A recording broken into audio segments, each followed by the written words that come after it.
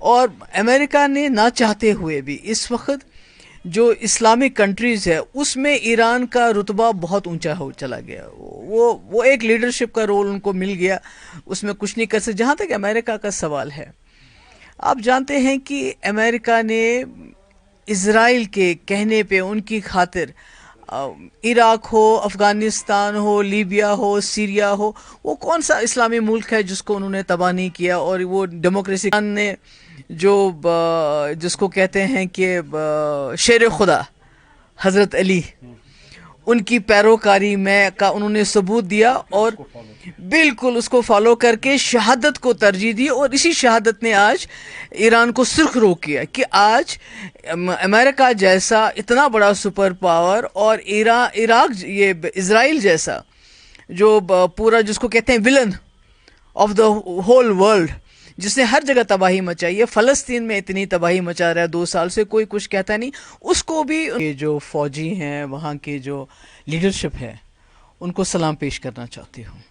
جس جذبے سے, نہ تو ان کے پاس کوئی ہتھیار ہے, نہ تو ان کے پاس کوئی نیوکلیئر بام ہے. ان کا سب سے بڑا ہتھیار ان کا ایمان ہے اور جو ان کا شہادت کا جذبہ ہے.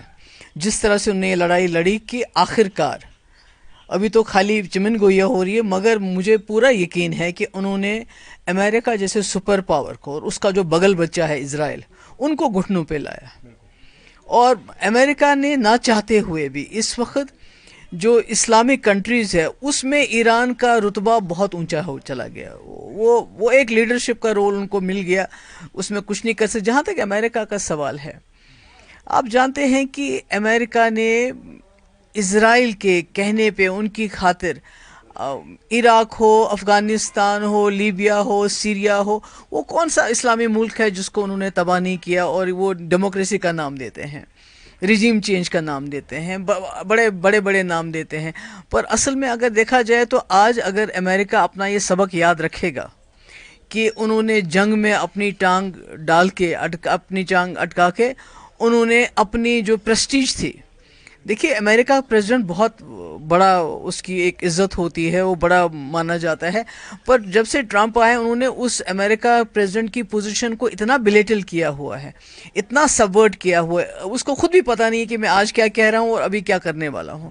تو مجھے لگتا ہے یہ پوری دنیا کے لیے خطرے کی گھنٹی ہے, خاص کر جو اسلامک ممالک ہیں جنہوں نے اس کانفلکٹ میں, جب ایران اور اس کا آپس میں تھا, انہوں نے زبانی خرچہ چلایا, زبانی کہا. باقی حالانکہ بہت کچھ کر سکتے ہیں کیونکہ پیٹرول ہے, باقی ہتھیار ہیں ان کے پاس, وہ اس کا استعمال کر سکتے تھے, پر انہوں نے اس کا استعمال نہیں کیا.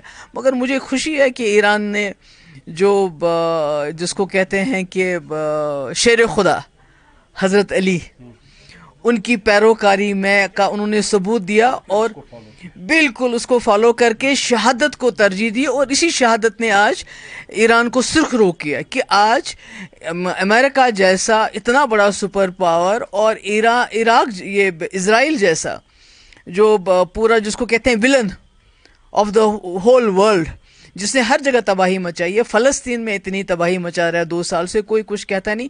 اس کو بھی انہوں نے گھٹنوں پہ لایا. اب چونکہ جو سیز فائر کی ڈیل ہے, کیا یہ میچور ہوگی؟ کیونکہ ٹرمپ نے اس میں پہلے شرکت کی ہے, اب وہی اس کو سجسٹ کر رہا ہے سیز فائر.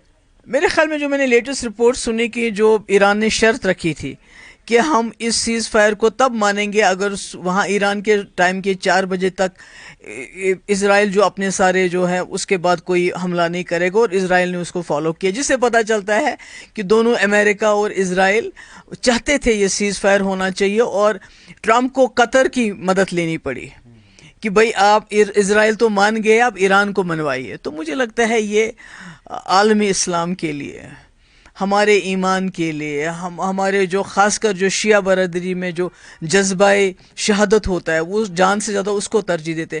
میں کہتی ہوں ان کے لیے یہ بہت ہی جو ہے مبارک دن ہے. امید کریں گے جو اسٹرائک ہوئے ہیں قطر میں, امریکن بیسز جو وہاں پر ایئر بیسز ہے وہ بند ہوگی, اور ساتھ ساتھ میں یہ بھی امید کریں گے اگر یہ جلدی رک نہیں گیا ہے تو خدا نخواستہ یہ انٹرنیشنل ورلڈ کانفلکٹ. نہیں وہ تو ہے ہی, وہ تو پہلے بھی ہم بھی انڈیا پاکستان کی جنگ وہ بھی بالکل نیوکلیئر جنگ کے دہانے پہ تھے, وہاں سے ہم واپس آئے, اس کے بعد یہ ہو گیا.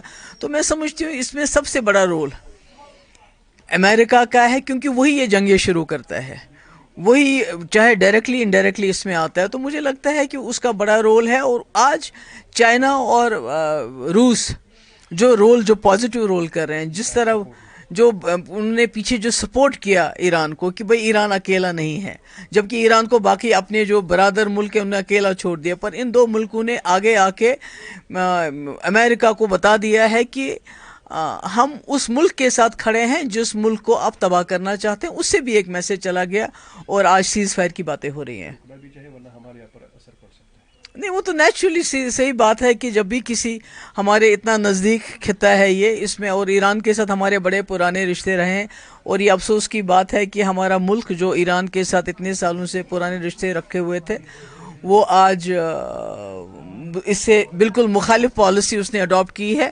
مگر میں سمجھتی ہوں کہ یہ پورے خطے نہیں، پوری دنیا کے لیے اچھی خبر ہے کہ اگر یہ سیز فائر ہو جاتا ہے۔